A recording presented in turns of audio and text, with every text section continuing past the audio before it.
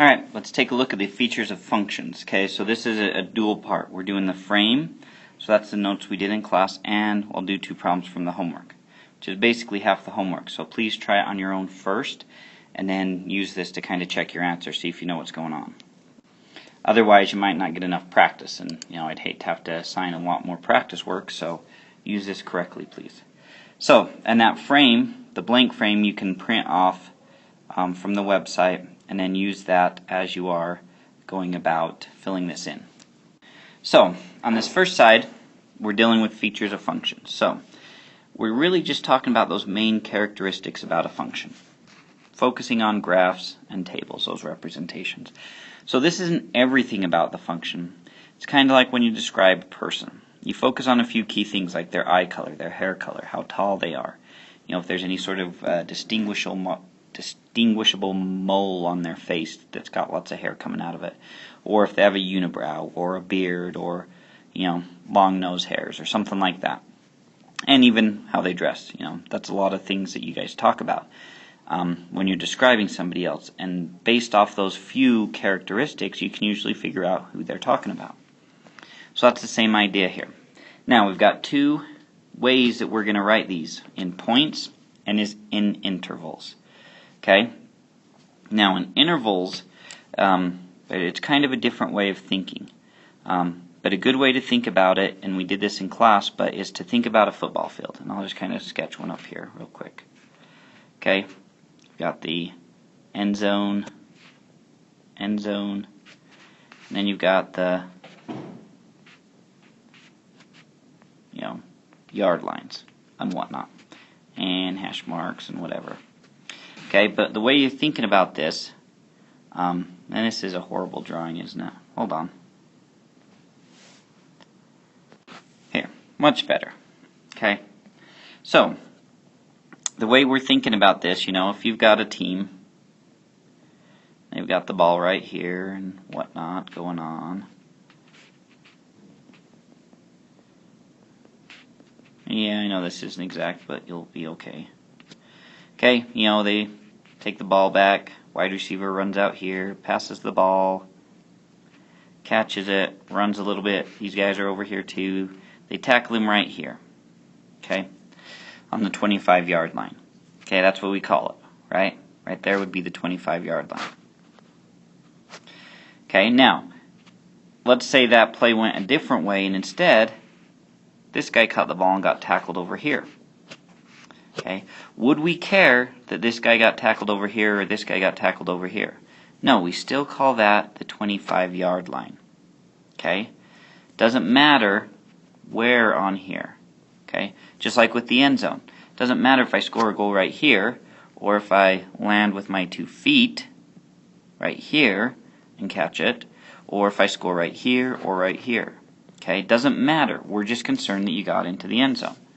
Okay, so if we think about that with intervals and the graph, that's kind of what we're thinking about. Imagine this is the y-axis. This is the x-axis. Well, let's say I draw a graph here. Okay, and it starts right here. Well, how would you describe for me this graph? You'd say, well, we start at the 20-yard line, and then it wiggles, but it goes until it hits the end zone. Okay, that's how you would describe it on this football field. Okay, well now let's make this a coordinate.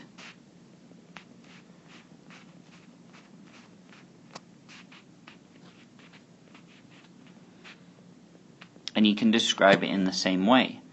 Okay, just like the x values on the x-axis, they're like the yardage lines.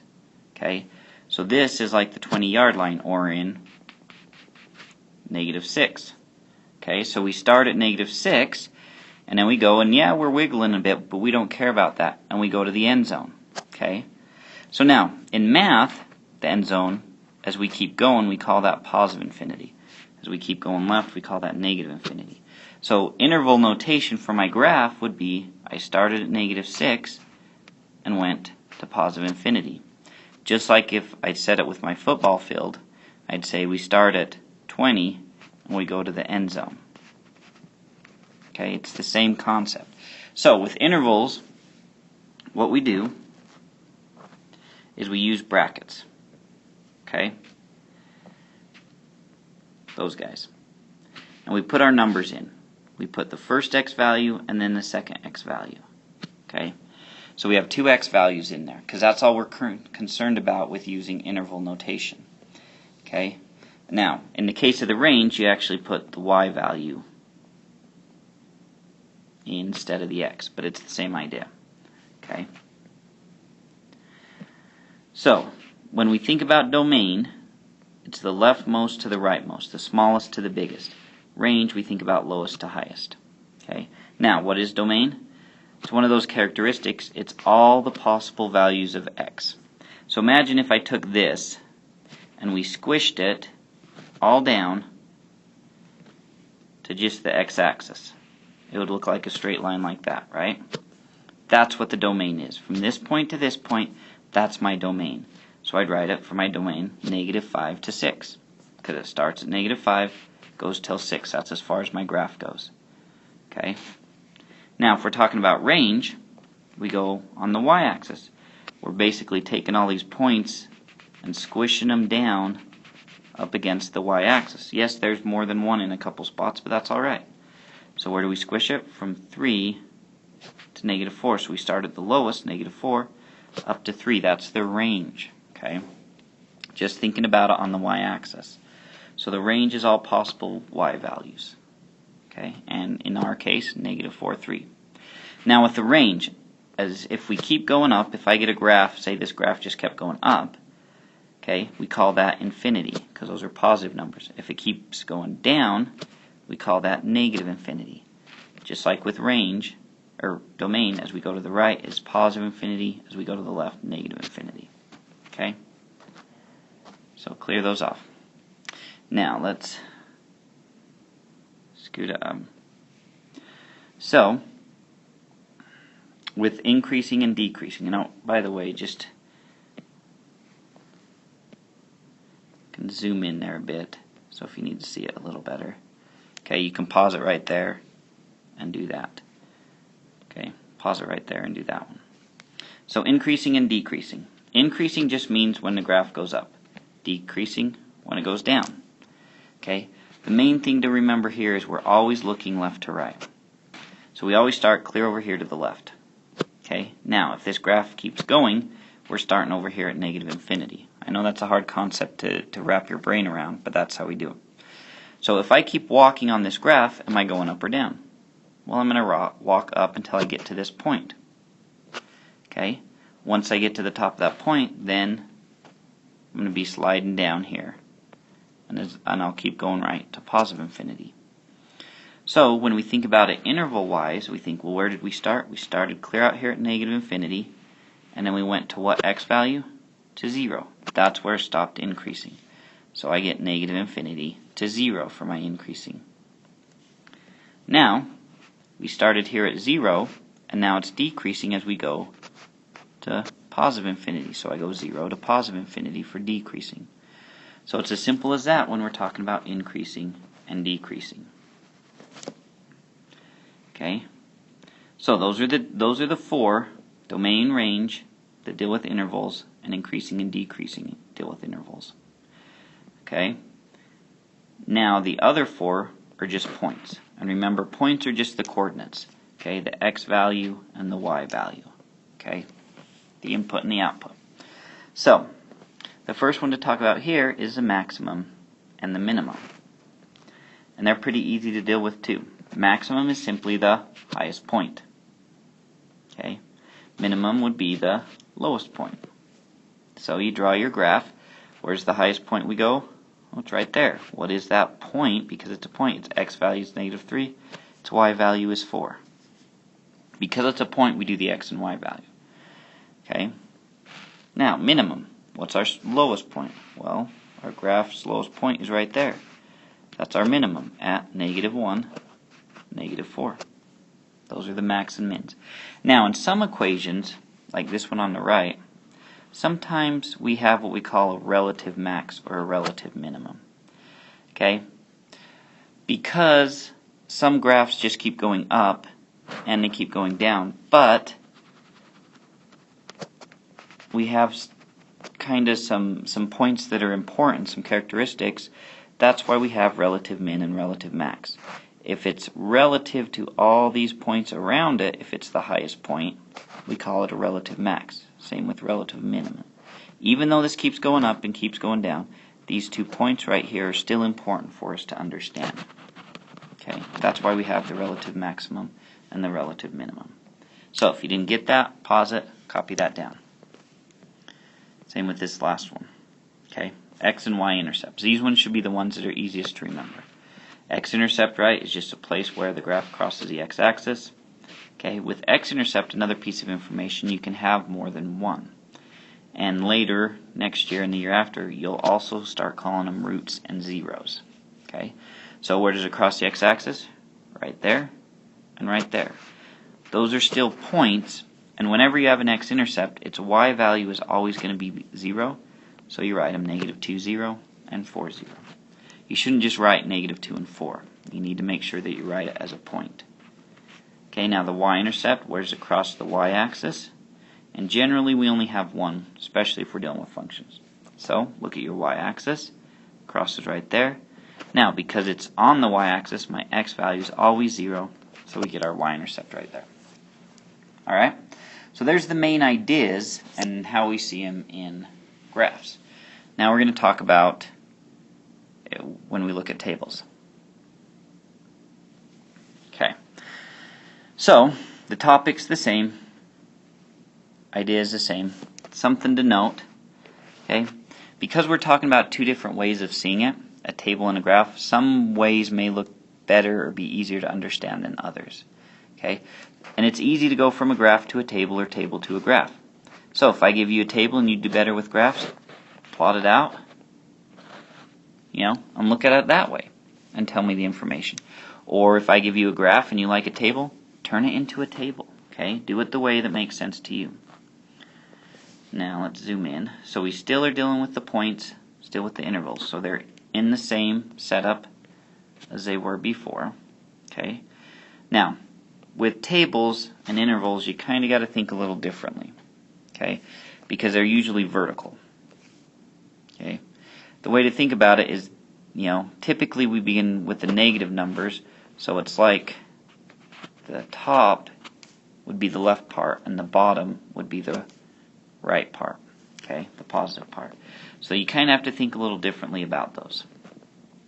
But they may be written differently too, so you can't always bank on that being true. Now, domain and range. With the table, you're kind of thinking more discretely. Okay, remember discrete was nothing in between. So we just look at all the possible x values, okay, for that domain, that x value. So we start at -2, -1, 0, 1, 2, 3, 4.5. So we start at -2, get up to 4.5, hence bracket -2, comma, 4.5 bracket. Now for the range, we're just looking at the y values. Now this one is where it's trickier because domain is often in order, okay? Range usually isn't. It can be, but it usually isn't. So we've got to find the lowest number, which if you go down is right there, and the highest number, which is right here. So we go from lowest to highest. So -4 to 4. And that's how we see our domain and range in our table. Now another term for domain and range, and x and y, is the independent and dependent values that we see below. Okay, pause if you need that. So if I look down here, another term for the x and y's are independence and dependence. We'll talk more about that later. But increasing and decreasing. This one can probably be the toughest part of the table, is increasing and decreasing. You need to focus on the y values, the dependent values. Okay, they're going to tell you if it's going up or down. If I start with a bigger number and get smaller, that means it's decreasing. If I start with a smaller number and get bigger, it means it's increasing. So we start at 5, 4, we're decreasing, 3 decreasing, 2 decreasing, 1 decreasing, 5 increasing. So there's my decreasing. But I don't go 5 to 1 or 1 to 5. I I still use their x values. So it's from -4 to 0. That's why decreasing is written -4 to 0. Now for increasing, okay, smaller to bigger. So 1 to 5, that's increasing. 5 to 10, increasing. Okay, so we look at those x values, 0 to 2. That's why we write it that way. Okay, so if you didn't get all that, make sure you get that copied down. Those are our intervals. Now, our points. Okay, we're just looking at x and y, or input and output as they're often called as well. Okay, for the maximum, look for the highest y value and write it as a point. Highest y value is positive 1. What's my maximum? 5, 1. Okay, minimum, look for the lowest y value. Lowest y value is -3. What's my minimum? 1, -3. Okay, pretty easy, right? You guys should be able to get those ones pretty easily. So pause and copy if you need. Okay, then the last x and y-intercept. Because as we talked, for the x-intercept, y is always equal to 0, just look where y is 0. That's going to be your x-intercept. And there could be more than one. Okay, so for the y-intercept, look where x is equal to 0, and that's your point. So x is equal to 0 right here. There's my point, 0, 20 for my y-intercept. So that's the basic frame. So let's take a look at how we can use this. Okay, and use that frame on your homework. There's going to be a lot of questions that ask you about these features. Okay, use them. If you learn how to use it on the homework, you can use that frame on the test even more effectively. So, here's the first. We got a graph here. Okay, remember, increasing, decreasing, domain, and range, these are going to be my intervals. My max and min, x and y-intercept, those are going to be our points. Okay, points are x, comma, y. Intervals are typically x1, comma, x2. In the case of range, it's y1 and y2. Okay, so increasing. If you need to, circle it first. Where is it increasing as I look left to right? Right here. Okay, now, but what's the x value where it starts? It starts at -4 and it goes to 0. So I write -4 to 0. Now, where is it decreasing? Circle it if you have to. But then go back and look at those x values. At 0 it starts, and at 5 it ends. So it would be 0, 5. There's increasing and decreasing. Now, for the domain, we kind of already know where it starts, right? Right here. Where it ends, right here. So from -4, and let's erase this to see better. Okay, remember, we're squishing it to the x-axis for domain. Where does it live on the x? So -4, and graph, stops to 5. So our domain is -4 to 5. Now for our range, how far down do we go? Well, we go down to -5. We go up until we get to 7. So it's -5 to 7.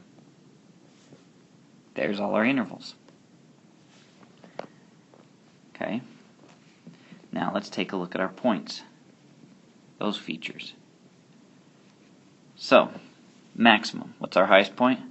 Should be pretty easy to see right there. 0, 7. Okay. You should also notice that's on the y-axis, so that's also our y-intercept is 0, 7, because the x value is 0. Okay. Now our minimum, what's our lowest point? It's right here.